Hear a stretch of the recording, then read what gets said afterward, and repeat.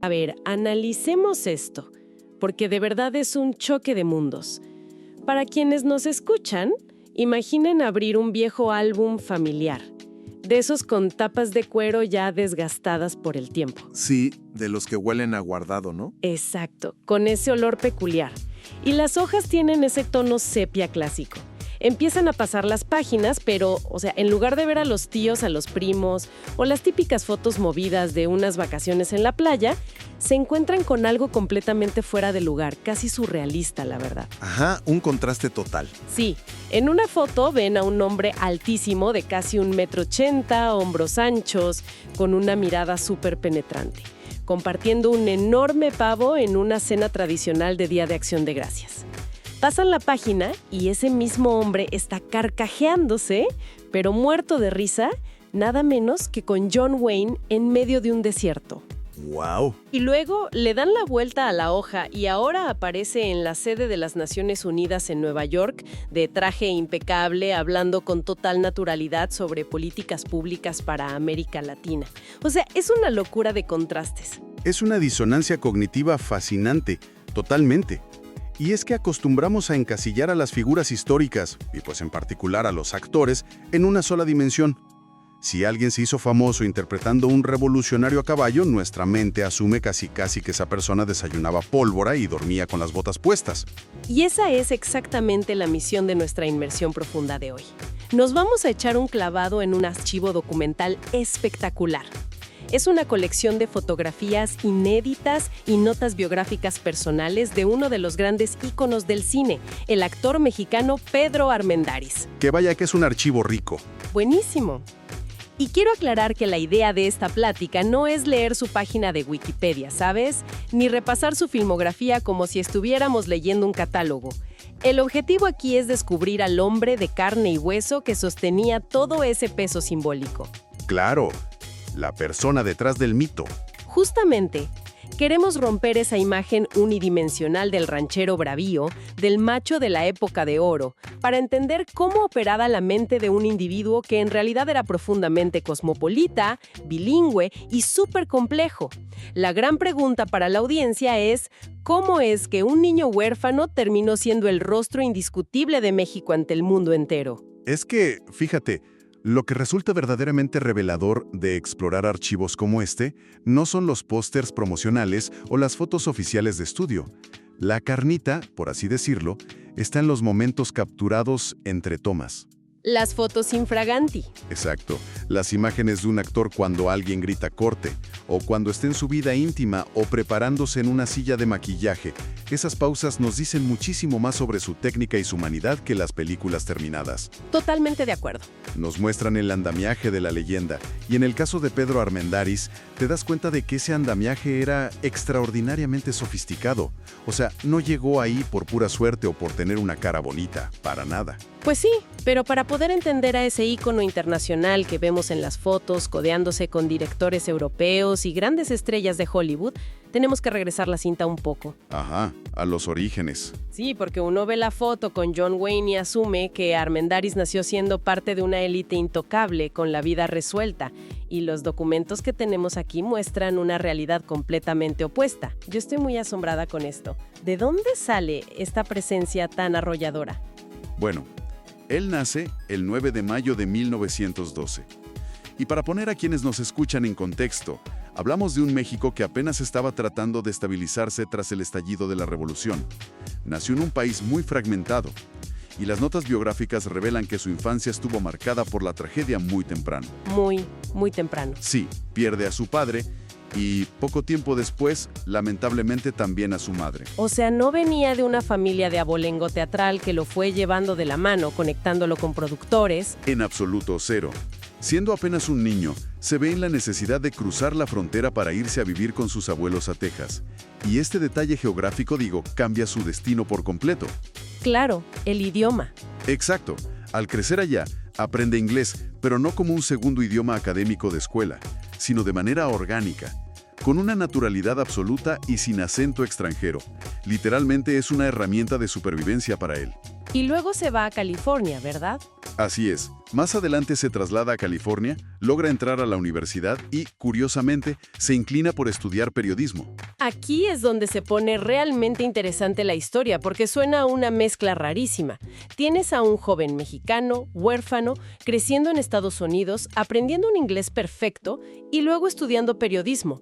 Y cuando regresa a México, según leí en los archivos, pues tampoco es que llegara directo a pisar alfombras rojas. No, para nada. Su ruta es de lo más inusual. Así es.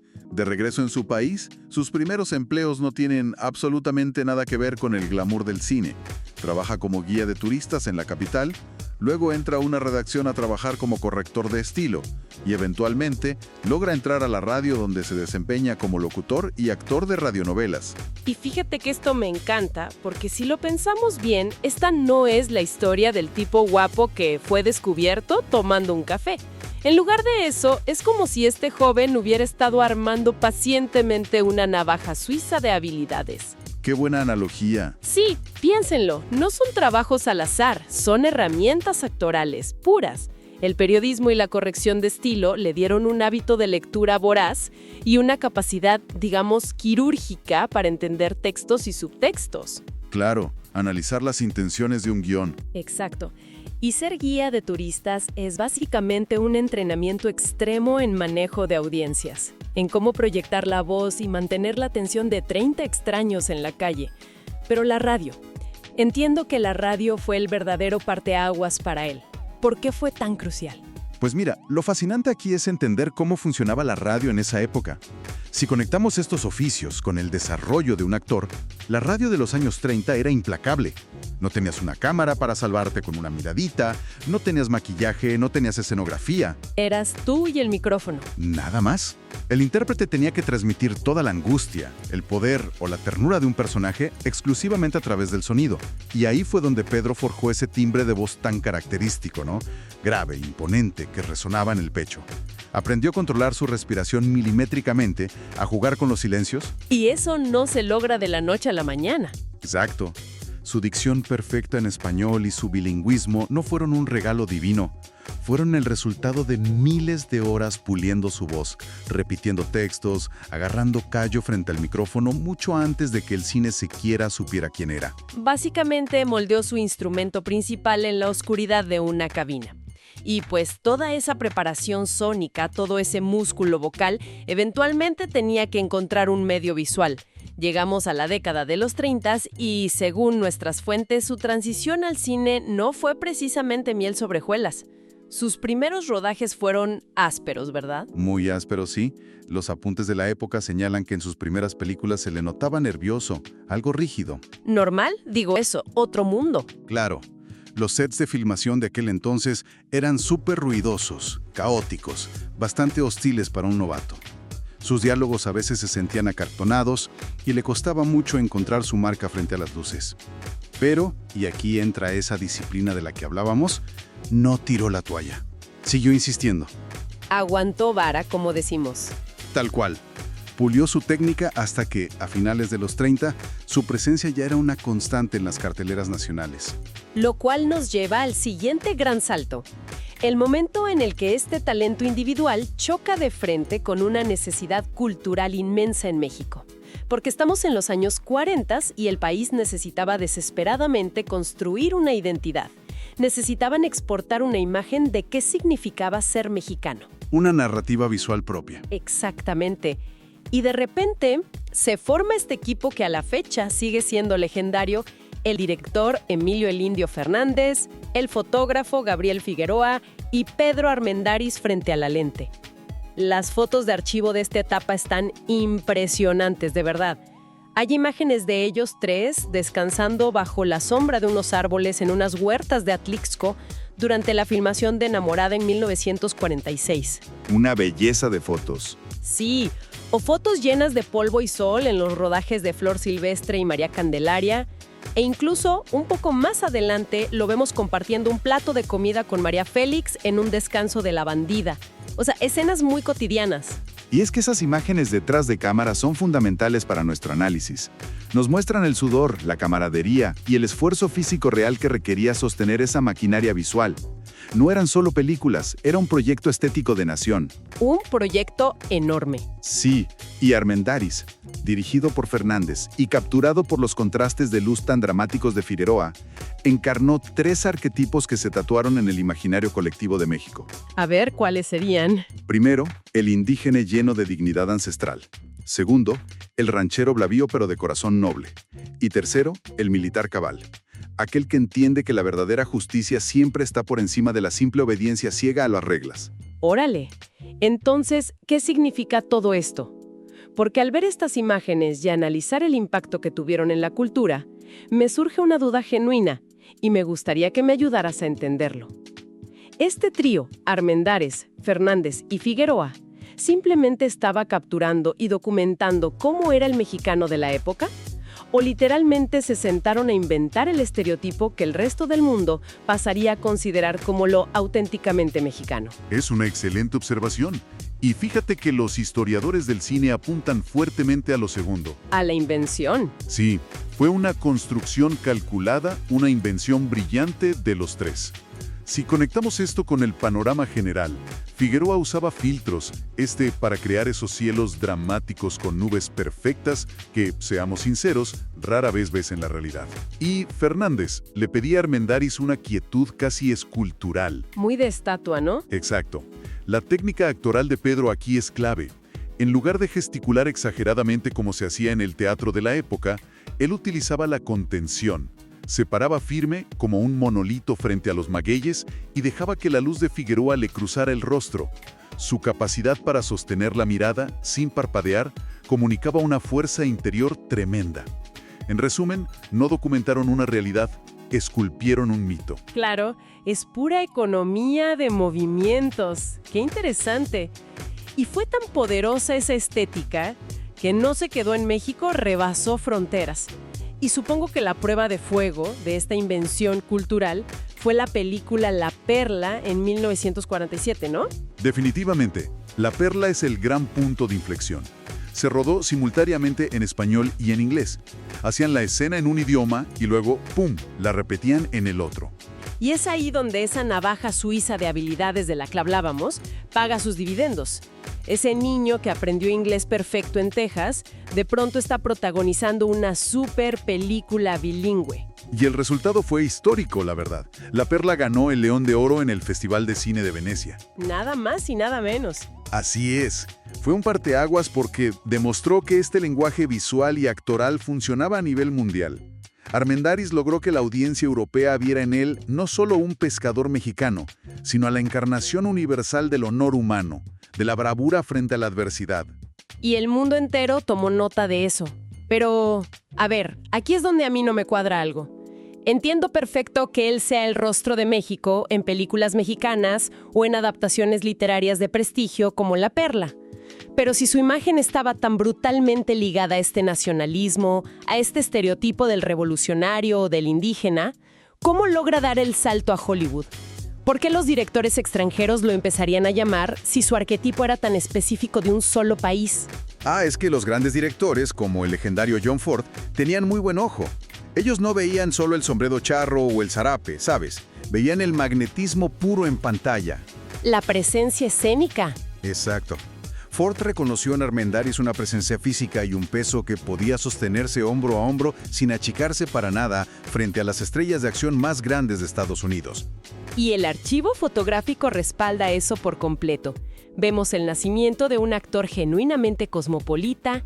Hay fotos increíbles de esta etapa. Lo vemos en el set de cintas como Fort Apache o The Fugitive. Y está bromeando, pero de igual a igual con John Wayne. Y no solo se quedó en Hollywood haciéndola de vaquero. El archivo nos muestra fotos de él con actrices europeas o trabajando en Francia y en Italia. Y hay una foto específica en estos archivos documentales que rompe todos los moldes que te puedas imaginar. Sale completamente rapado. Rapado. Sí, rapado, interpretando a un marinero griego en la película británica Manuela de 1957, posando elegantemente en un hotel de Londres junto a la actriz italiana Elsa Martinelli. Pero si su público lo tenía en un pedestal como el macho mexicano por excelencia, con su bigote, ¿no era un riesgo tremendo para su carrera hacer personajes tan alejados de su marca? Pues podría parecerlo. pero la realidad es que él nunca se vio a sí mismo como un estereotipo andante. Él era un actor de carácter en toda la extensión de la palabra. Su rigor, ese que forjó desde la cabina de radio de joven, le permitía desdoblarse. Era un hombre sumamente culto. Leía en varios idiomas, entendía de geopolítica, de arte. Lo que hace que el contraste con las fotografías de su vida y última sea aún más fascinante. Les pido a quienes nos escuchan que se imaginen esto. Tienes al tipo súper rudo, al que pelea a balazos junto a John Wayne o al marinero de los bajos fondos europeos. Pero de pronto ves las fotos de su casa. Lo ves con un delantal de cocina preparándole la cena a su familia, algo que al parecer disfrutaba muchísimo. Sí, era su refugio. Lo ves partiendo el pavo de Día de Acción de Gracias junto a su esposa Carmelita y sus hijos Pedro y Carmen, o disfrutando de unas vacaciones familiares, buceando feliz en las costas de Nápoles. Hay una donde simplemente está fumando un puro frente a su chimenea, súper relajado. Es que estas fotografías domésticas son invaluables. Le quitan el bronce a la estatua, ¿no? Nos devuelven al ser humano. Nos recuerdan que detrás de esa mirada intensa y perpetuamente fruncida que proyectaba en el celuloide, pues había un padre de familia profundamente arraigado a su núcleo íntimo. Totalmente. Y de repente volvemos a cambiar de canal en el archivo y lo encontramos en la sede de las Naciones Unidas. De traje muy diplomático, presentando documentales oficiales de la ONU sobre América Latina. Increíble esa faceta también. Y mi foto favorita, por lo absurdo que parece en papel, un anuncio publicitario impreso en 1950, donde Pedro Armendáriz promociona relojes suizos de lujo. Yo veía esto en el archivo y pensaba, ¿cómo un actor convence al público de que es el héroe del pueblo que lucha contra los ricos y al mismo tiempo es la imagen del máximo lujo europeo? Fíjate que eso plantea una pregunta importantísima sobre la percepción pública, y la respuesta radica en el inmenso respeto que inspiraba. Se lo ganaba a pulso. Exacto. No se veía como una contradicción porque el público percibía en él una autenticidad rotunda. Sabían que podía trabajar bajo la dirección de un genio surrealista como Luis Buñuel, mostrando una fragilidad brutal, y al día siguiente hacer un comercial de relojes, todo sosteniendo la misma calidad interpretativa. Él entendía su cuerpo y su imagen como un instrumento de altísima precisión. Pero es justamente hablando del cuerpo como instrumento donde esta historia da un giro que, francamente, me parece desolador. Todo este éxito, esta demanda internacional incesante de su talento, lo llevó directamente al set de filmación que cambiaría su destino y sellaría su vida para siempre. Una sombra radioactiva, literal. Sí, te refieres lamentablemente a la filmación de la superproducción de Hollywood, The Conqueror, rodada en 1956. Así es. Y para quienes no conocen esta historia, la película se rodó en el desierto de Utah. El problema grave es que las locaciones estaban peligrosamente cerca de las zonas donde el gobierno de Estados Unidos realizaba pruebas con bombas nucleares en aquella época. Una negligencia tremenda. Total. Y según los reportes del archivo, años después de ese rodaje, una cantidad absurda de miembros del equipo, desde los técnicos hasta los actores principales, enfermaron de cáncer. Y Armendáriz no pudo escapar a esa estadística. Es uno de los episodios más oscuros y trágicos en la historia del cine comercial. Una intersección fatal donde la carrera armamentista atómica colisionó directamente con la industria del entretenimiento y, bueno, cobró facturas altísimas. Y sabiendo lo disciplinado que era con su cuerpo, lo mucho que lo cuidaba para poder proyectar esa fuerza en pantalla, me imagino que ver cómo ese instrumento empieza a fallar internamente debe ser devastador. Los documentos indican diagnósticos muy severos, operaciones, tratamientos dolorosos, estancias largas en hospitales. Un calvario físico. Sí, pero lo que me deja sin palabras de verdad es cómo responde a esto. En lugar de retirarse a descansar, volvió a los sets con una urgencia brutal. Grabó películas, hizo televisión en Estados Unidos, hizo teatro. Y todo este esfuerzo titánico culmina en 1963, cuando acepta el papel de Karim Bey en la película de James Bond, From Russia with Love, o Desde Rusia con Amor. Claro. Y es un papel que pasará a la historia no solo por su valor dentro de la saga de espionaje, que es enorme, sino como una clase magistral inigualable de actuación bajo extrema presión física y un dolor crónico. Y aquí es donde quiero detener un momento el análisis para expresar mi asombro total. grabó esa película sabiendo que el cáncer ya era terminal. Las notas de producción revelan que había días en los que el dolor era tan agudo que apenas si podía sostenerse en pie. Así de grave estaba. Sí, pero cuando escuchaba acción donde el cuerpo ya no le daba, entraba el oficio puro. Su personaje, Karim Bey, es un aliado de Bond lleno de vitalidad, astuto, carismático, que siempre tiene una sonrisa juguetona. Imaginen el nivel de control mental y técnico para separar al actor moribundo del personaje vibrante. Toda su fuerza la concentró en la mirada y en esa voz grave que entrenó desde joven en la radio. Engañó a la cámara por completo. ¿De dónde saca un ser humano esa entereza? Yo creo que esa es la médula de su legado, y nos lleva directamente al acto final de su vida, que a menudo, fíjate, se malinterpreta mucho. Cuando la filmación terminó y la enfermedad avanzó a una fase de dolor insostenible, Armendáriz tomó una decisión definitiva. El 18 de junio de 1963, mientras estaba internado en un hospital en Los Ángeles, ingresado bajo un nombre falso, por cierto, para proteger a su familia del acoso de la prensa, él decidió quitarse la vida.